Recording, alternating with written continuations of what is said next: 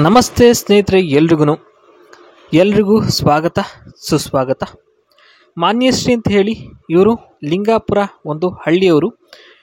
ವಿಚಾರ ಏನಪ್ಪ ಅಂದರೆ, ಇವ್ರದ್ದು ಸುಮಾರು ವರ್ಷಗಳಿಂದ ಮತ್ತೊಂದು ಸಂಬಂಧ ಇಟ್ಕೋಬೇಕು ಅಂತ ಎಷ್ಟು ನೋಡಿದರೂ ಕೂಡ ಎಲ್ಲೂ ಸೆಟ್ ಆಗಲಿಲ್ಲ ಅಂತಕ್ಕಂಥದ್ದು ಇವರ ಒಂದು ಕೊರಗು, ಇವರ ಒಂದು ವಿಚಾರ ಇದೇ ಆಗಿರುತ್ತೆ. ಓಕೆನಾ.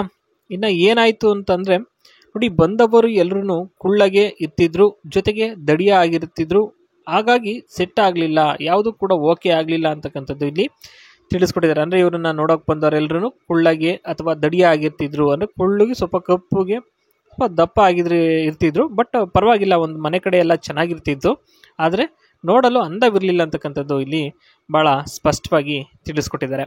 ಇನ್ನು ಕಾರಣ ಏನಪ್ಪ ಅಂತಂದರೆ ನೋಡಿ, ಪತಿರಾಯ ಗಿಡ್ಡ ಇದ್ದ ಕಾರಣ ಅವರಿಗೆ 3 ನಾಮ ಹಾಕಿ ಗೂಟ ಇಟ್ಕೊಂಡು ನಡಿ ಅಂತ ಹೇಳಿ ಮನೆಯಿಂದ ಹೊರಗಡೆ ಓಡಿಸ್ಬಿಟ್ಟಿದ್ದಾರೆ.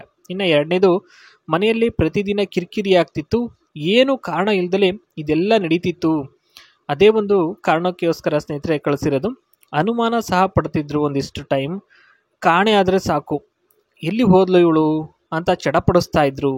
ಅದಕ್ಕೆ ಇದೆಲ್ಲ ಏನಕ್ಕೆ ಬೇಕು ಇವ್ರ ಒಂದು ಸವಾಸ ಅಂತ ಹೇಳಿಬಿಟ್ಟು ಈ ಒಂದು ನಿರ್ಧಾರವನ್ನು ಕೈಗೊಂಡಿದ್ದಾರೆ ಅಂತ ಹೇಳ್ಬೋದು ಸ್ನೇಹಿತರೆ. ಇದಿಷ್ಟು ಕಾರಣಗಳ ಬಗ್ಗೆ ಭಾಳ ಸ್ಪಷ್ಟವಾಗಿ ಮಾಹಿತಿನ ನಾನು ಕೊಟ್ಟಿದ್ದೀನಿ ಅಂತ ಭಾವಿಸ್ತೀನಿ.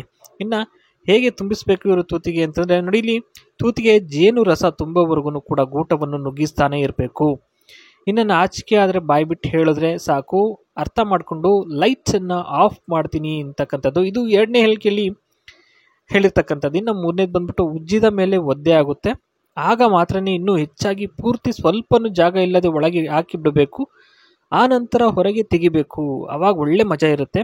ಮತ್ತು ಪೂರ್ಣ ಆದ ಮೇಲೆ ಗೂಟ ಅಲುಗಾಡಿಸ್ತೀನಿ, ಇವೆಲ್ಲ ಕೆಲಸ ಆದಮೇಲೆ ಗೂಟವನ್ನು ಅಲುಗಾಡಿಸೋ ಅಂಥ ಒಂದು ಕೆಲಸವನ್ನು ಮಾಡ್ತೀನಿ ಅಂತಕ್ಕಂಥದ್ದು ಇಲ್ಲಿ ಹೇಳಿದ್ದಾರೆ. ಇನ್ನು ಲ್ಯಾಂಡ್ ಪ್ರಿಪ್ರೇಷನ್ ನೋಡಿ, ಇಲ್ಲಿ ಇವರು ರೈಸ್ ಒಂದು ಪ್ಲ್ಯಾಂಟ್ ಇದೆ ನೋಡಿ. The field was properly levelled and bunds for made to retain water. Seeds and planting 50 to 65 kg of right seeds raised in nursery and transplanted successfully.